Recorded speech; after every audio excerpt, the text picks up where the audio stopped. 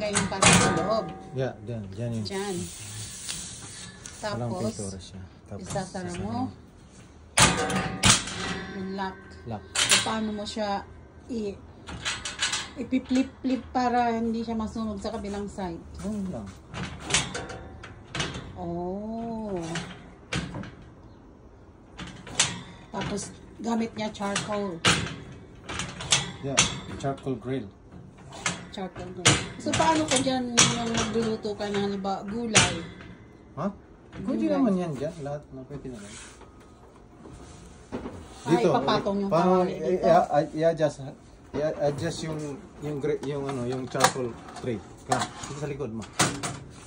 Kaya. Oh.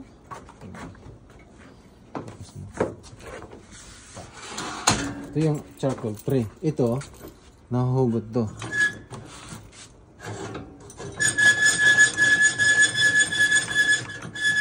Pwede mong itaas, pwede mong ibaba. Pwede mong tanggalin, linisin mo pag pagka easy to use. pagka winter na, linisin mo siya bago mo siya linisin mo. Tapos gusto mong itaas siya. Yan.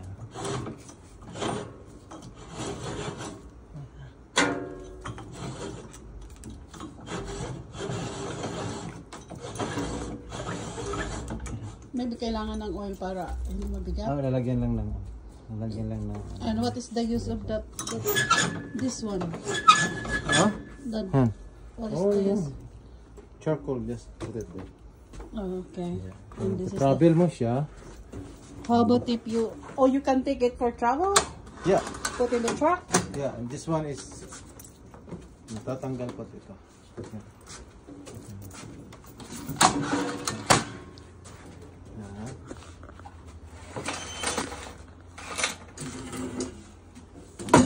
You want to remove this? It's easy to do. Oh, I see. Oh, you should make another I think grilling here to put the pan. What do you think? So you can cook the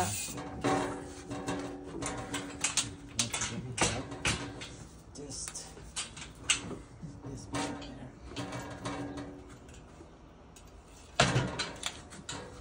easy. So how much it cost?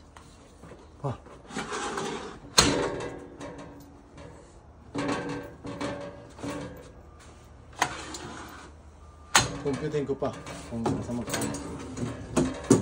Okay.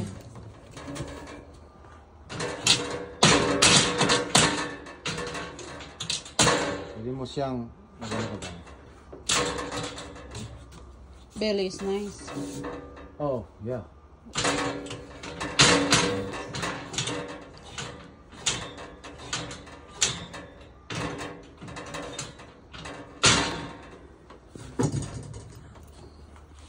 You flip the other side so that para maluto yung other side naman, di ba? Yeah. Okay.